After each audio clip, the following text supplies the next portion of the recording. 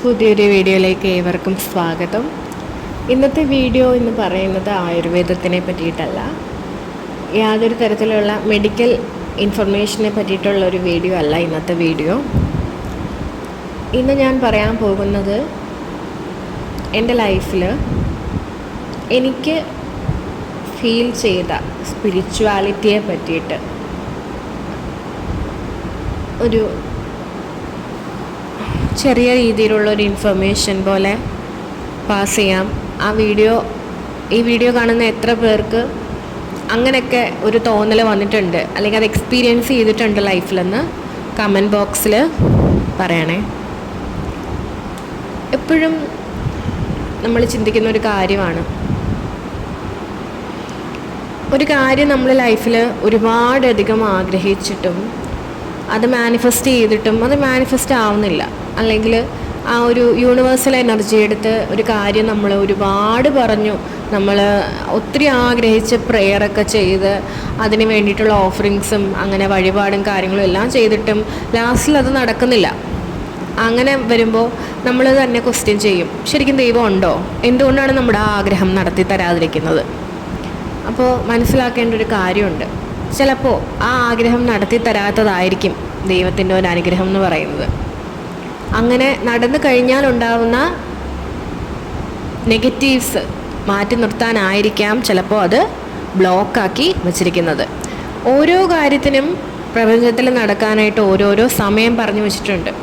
നമുക്ക് ഇപ്പോൾ ഒരു കാര്യം നടത്തിയെടുക്കേണ്ടത് ഈ ഒരു സമയത്ത് തന്നെ വേണമെന്ന് നമ്മൾ അതിയായിട്ട് ആഗ്രഹിച്ചു കഴിഞ്ഞാൽ സംഭവിക്കുന്നത് ആ ഒരു കാര്യം ആ സമയത്ത് ആയിരിക്കില്ല നടക്കേണ്ടിയിരിക്കുന്നത്.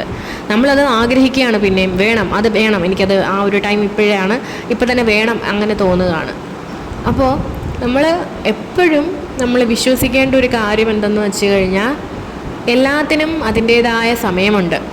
ആ സമയം ഏതെന്ന് സർവശക്തനായ ഈശ്വരന് മാത്രം, അല്ലെങ്കിൽ ആ യൂണിവേഴ്സൽ എനർജിക്ക് മാത്രമേ അറിയുള്ളൂ. ആ എനർജി നമ്മളെ എല്ലാവരെയും സേഫായിട്ട് നോക്കിക്കൊണ്ടിരിക്കുകയാണ്, അല്ലേ? എപ്പോഴും നമ്മളിപ്പോൾ നമുക്ക് പരിചയമില്ലാത്ത, നമ്മളിപ്പോൾ പബ്ലിക് ട്രാൻസ്പോർട്ട് ആവട്ടെ പ്രൈവറ്റ് ആവട്ടെ എന്തെങ്കിലും ആയിക്കോട്ടെ, പബ്ലിക് ആണെങ്കിൽ നമ്മളിപ്പം എപ്പോഴും ട്രാവൽ ചെയ്യുന്ന ആൾക്കാർക്കറിയാം. ഒരു ബസ്സിൽ KSRTC ബസ്സിൽ കയറിയാലും പ്രൈവറ്റ് ബസ്സിലോ അങ്ങനെ വല്ലതും കയറിയാലും ആ ഓടിക്കുന്ന ഡ്രൈവറിനെ നമുക്ക് അറിഞ്ഞൂടാ. പക്ഷെ ആ ഡ്രൈവറിനെ നമ്മൾ കംപ്ലീറ്റ് ആയിട്ട് ട്രസ്റ്റ് ചെയ്യുകയാണ്, പുള്ളി നമ്മളെ സേഫായിട്ട് നമ്മളെ ഡെസ്റ്റിനേഷനിൽ എത്തിക്കുക എന്നുള്ളത്.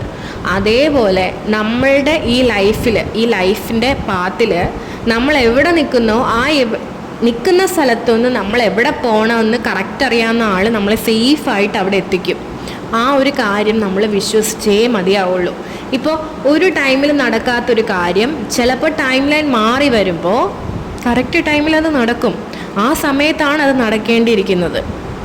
ഒരിക്കലും നമ്മളായിട്ട് അത് വേണം, അതിപ്പോൾ തന്നെ വേണം, അങ്ങനെയാണ് ഇങ്ങനെയാണെന്ന് പറഞ്ഞ് നെഗറ്റീവ് അടിക്കുകയോ നമ്മൾ ആങ്സൈറ്റി കൂട്ടുകയോ ചെയ്യരുത്. എപ്പോഴും മനസ്സിലാക്കേണ്ട ഒരു കാര്യം, നമ്മൾ എന്ത് ചിന്തിക്കുന്നുവോ അതാണ് റിയാലിറ്റി എന്ന് പറയുന്നത്. ഒരു കാര്യം നെഗറ്റീവാണോ പോസിറ്റീവാണോ എന്ന് നമ്മൾ ചിന്തിക്കുന്നത് പോലെ ഇരിക്കും. ഇപ്പോൾ ഒരു അപകടം സംഭവിച്ചു കഴിഞ്ഞാൽ അത് വലിയ അപകടമല്ലെങ്കിൽ നമ്മൾ പറയുന്നത് കണ്ണിൽ തട്ടേണ്ടിയിരുന്നത് പുരികത്ത് തട്ടി മാറിപ്പോയി. ആ ഒരു ചിന്താഗതിയാണ് നമുക്ക് വേണ്ടത്.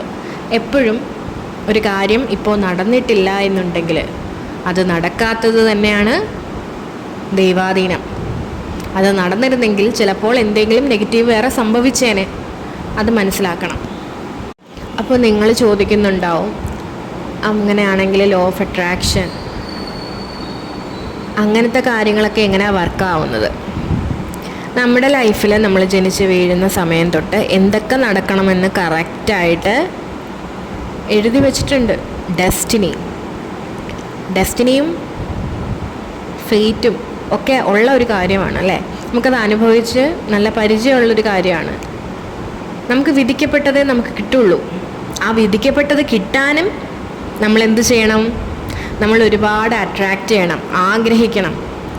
ഇപ്പോൾ ഒരാൾ ജനിക്കുമ്പോൾ ഒരു 5 വയസ്സുള്ളൊരു കുട്ടിക്ക്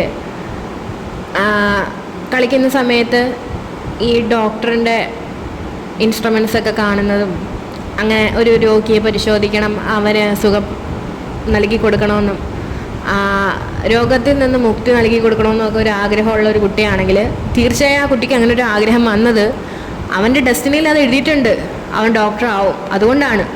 അപ്പോൾ അവൻ എങ്ങനെയാണ് ഡോക്ടർ ആവുന്നത്? അവൻ ആ സമയം തൊട്ടുള്ള ആഗ്രഹം മാനിഫെസ്റ്റ് ചെയ്യണം. അവൻ തന്നെ വിചാരിക്കണം. ഒരിക്കലും ഡെസ്റ്റിനിയിൽ അങ്ങനെ ഒരു ഡോക്ടർ ഉണ്ട് എന്ന് പറഞ്ഞിട്ട് അവൻ ചാടിപ്പോയി ഡോക്ടർ ആവത്തില്ല. അവൻ്റെ ഹാർഡ് വർക്ക് വഴി മാത്രമേ അവൻ ഡോക്ടർ ആവത്തുള്ളൂ.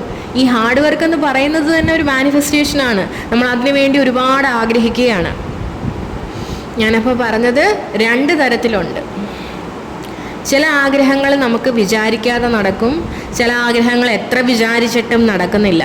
അപ്പോൾ ഈ വിചാരിച്ചിട്ടും നടക്കാത്ത കാര്യങ്ങളാണ് നമ്മുടെ ഡെസ്റ്റിനി ഇല്ലെന്ന് നമ്മൾ മനസ്സിലാക്കേണ്ടത്.